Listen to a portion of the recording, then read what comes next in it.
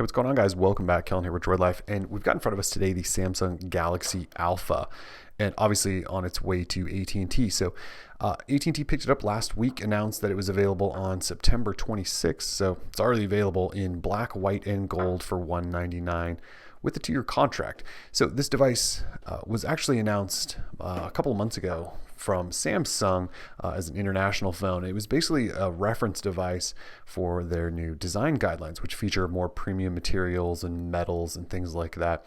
And so a lot of people have been sort of looking forward to this phone to see if it really is premium and what it feels like in hand and things like that. And so we're one of those interested parties. So we got a hold of one from AT&T on loan, and we thought we'd check it out, compare it to, like the iPhone 6 and some of the other phones, especially the Z3 Compact, which we also have in house, since this is sort of a little bit like that in that it's a smaller phone, but still packs high-end flagship type specs. So here's the phone and some other guides and stuff. We'll just set that down. Also in the box, we should have, there's another guide, a charger, and we need the battery. So even though the device has a full metal frame, it actually does have Samsung's sort of standard removable battery. It is tiny though. It only weighs in about 1800 milliamp hours, or just above 1800 milliamp. So it'll be interesting to see if that can get you through a full day or not.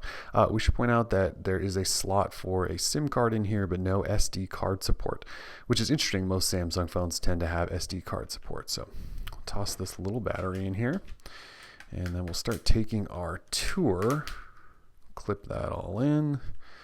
All right, so let's pull this off. So here is the device. So Samsung Galaxy Alpha, you're looking at, again, it's a smaller device. You can see in hand, it's actually quite small and easy to manage. Smaller device, but it packs flagship-like specs. So you've got a 4.7-inch HD Super AMOLED display. So that's 720p, not 1080p. So that's probably a good thing since it has such a small battery. But it does have a 2.5 gigahertz Snapdragon 801 processor, which is the processor in the Galaxy S5, HTC One M8, LG G3, basically any high-end phone this year. It has 2 gig of RAM, up to 32 gigabytes of storage, and again, no SD card slot.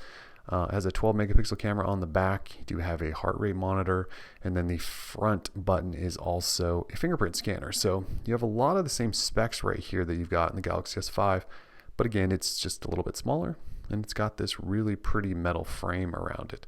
So I can tell you, just holding it right now, it feels really nice because it feels really premium. And so again, you guys probably know that I'm a fan of smaller devices, and like last night just checked out the Xperia Z3 Compact and got excited.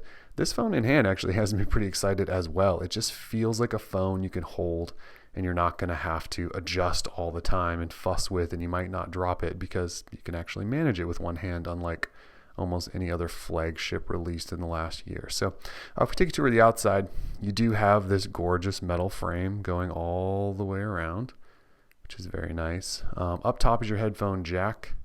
On the right, you have a power button, and all these buttons are sort of housed in this metal frame, which is really nice.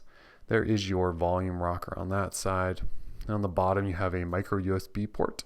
So not USB 3.0, which we've seen a lot of their flagships, just regular micro USB 2.0, and a single speaker down there. So it does kind of look a little bit like an iPhone down there. And again, people have mentioned this as the iPhone 6 killer. I don't know that Samsung is placing this up next to the iPhone. They're placing this as sort of a different option to the Galaxy S5 and Note 4, not necessarily as a killer of iPhones. So again, in hand, feels really good. So let's fire it up, see what we're working with. I believe it's Android 4.4.4, although we'll confirm that in a second. You do have TouchWiz, so it's a Samsung Galaxy device through and through.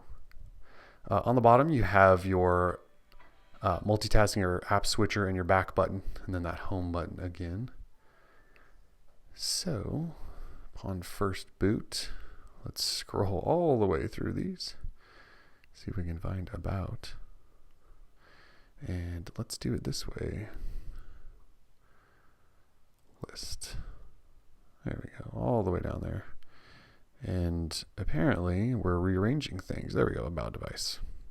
So yep, Android 4.4.4. Performance on the device should be really good. And again, it's a 720p display, but it's Super AMOLED HD, which Samsung has sort of taken the lead with their Super AMOLED panels. They are gorgeous.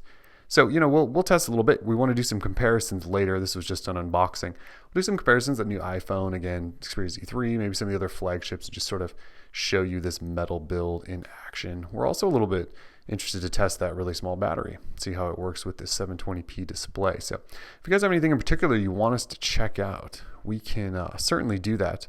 Otherwise, we are just going to take a quick look at this and then move on from it.